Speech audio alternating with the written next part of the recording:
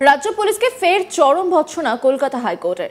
বিচারপতি তীর্থঙ্কর ঘোষের হুঁশিয়ারি, কোর্টও জানে কি করে তার নির্দেশ পালন করতে হয়। 10ই মার্চ পর্যন্ত সময় দেওয়া হচ্ছে, তার মধ্যে যদি পুলিশ কিছু না করতে পারে তাহলে কেন্দ্রীয় এজেন্সিকে দায়িত্ব দেব, সিআরপিএফ দিয়ে এই কাজ করাবো।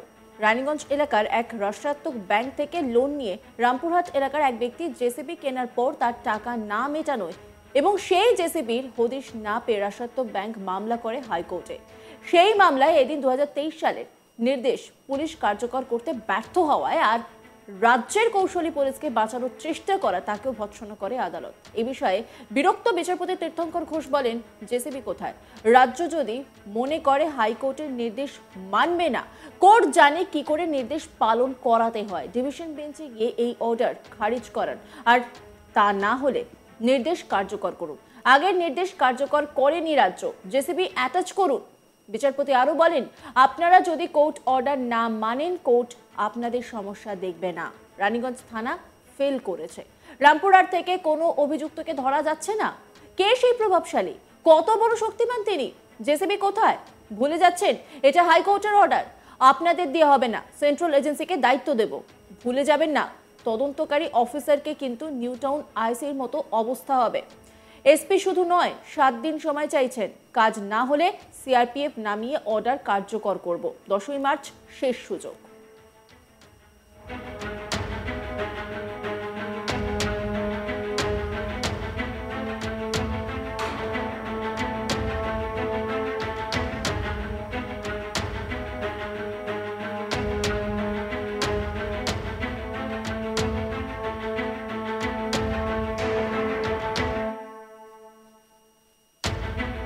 এই নিয়ে একটি রিপোর্ট তুলে ধরেছেন আমার কলিগ, দেখাবো আপনাদের। রাজ্য পুলিশকে কড়া ভৎসনা কলকাতা হাইকোর্টের।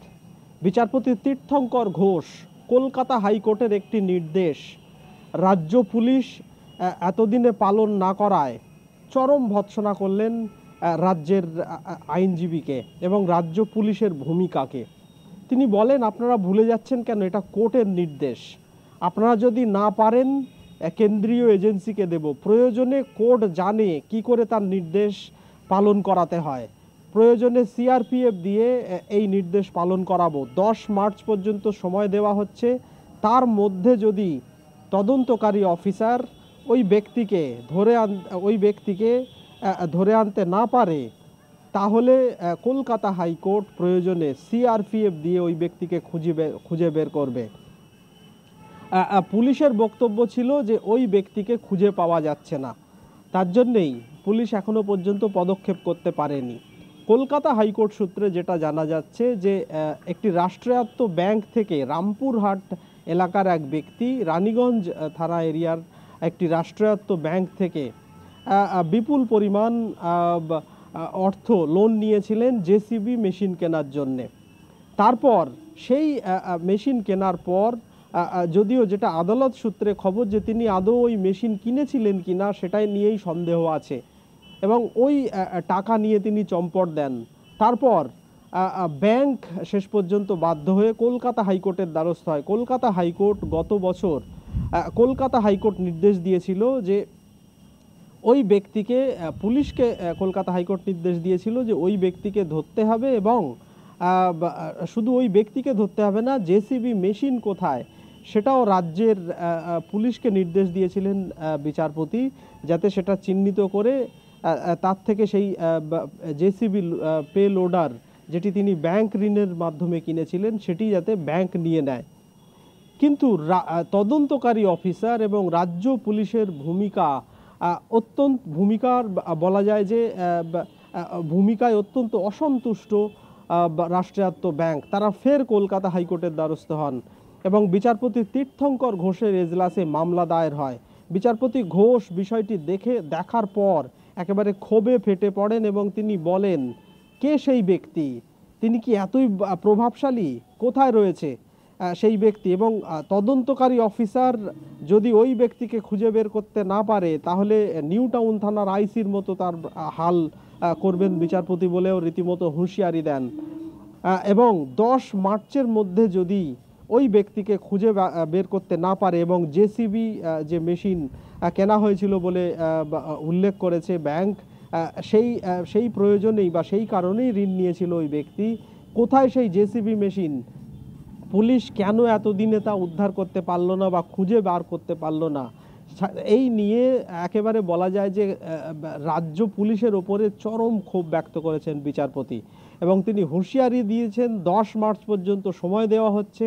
তার মধ্যে যদি আদালতের নির্দেশ না পালন করে রাজ্য পুলিশ, তাহলে প্রয়োজনে সেন্ট্রাল এজেন্সিকে তিনি দায়িত্ব দেবেন এই বিষয়টি খুঁজে বের করার বা এই বিষয়ের সমস্যার সমাধান করার, এবং প্রয়োজনে সিআরপিএফ দিয়ে ওই ব্যক্তিকে খুঁজে বার করা হবে বলে সাফ হুঁশিয়ারি দিয়েছেন বিচারপতি তীর্থঙ্কর ঘোষ। প্রসঙ্গত এর আগে নিউ টাউন থানার আইসিকে বিচারপতি ঘোষের নির্দেশেই ক্লোজ করা হয়েছিল। নিউ টাউন থানার আইসি তিনিও কোথাও পক্ষপাতমূলক আচরণ করেছিলেন বলে কলকাতা হাইকোর্টের বিচারপতি তীর্থঙ্কর ঘোষের মনে হয়েছিল, এবং তিনি চরম ভর্ৎসনা করে বলেছিলেন রাজ্যের আইটি হাবের মতো জায়গায় রাজ্য পুলিশের এই ভূমিকা রাজ্যের ফেস লস করছে। এর আগে বিচারপতি অমৃতা সিনহাও একটি বাড়ি ভাঙার মামলায় কলকাতা পুরসভা ও পুলিশের ভূমিকায় চরম ক্ষোভ প্রকাশ করেছিলেন, এবং বিচারপতি সিনহাও হুঁশিয়ারি দিয়েছিলেন যে 1 মাসের মধ্যে যদি কলকাতা পুরসভা এবং পুলিশ ওই বেআইনি বাড়ি ভাঙার কাজ না করতে পারে, তাহলে সিআরপিএফ দিয়ে তিনি বাড়ি ভাঙার নির্দেশ কার্যকর করবেন।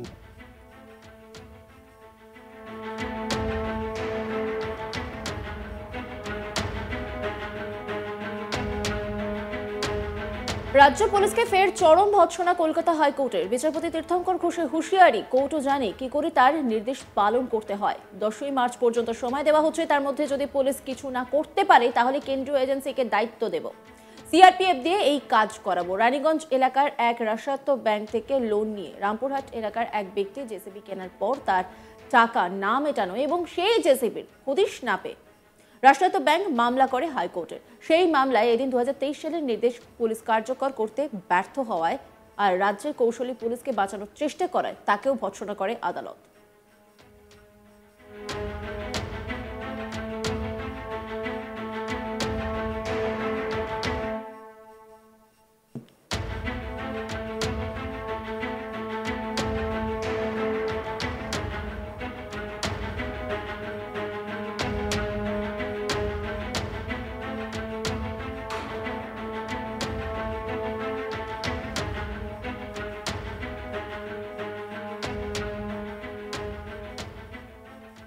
অন্যান্য খবরের আপডেটের জন্য অবশ্যই নজর রাখুন আজ তাক বাংলার ইউটিউব স্ট্রিমিংয়ে। লাইক, কমেন্ট, শেয়ার এবং সাবস্ক্রাইব করতে ভুলবেন না।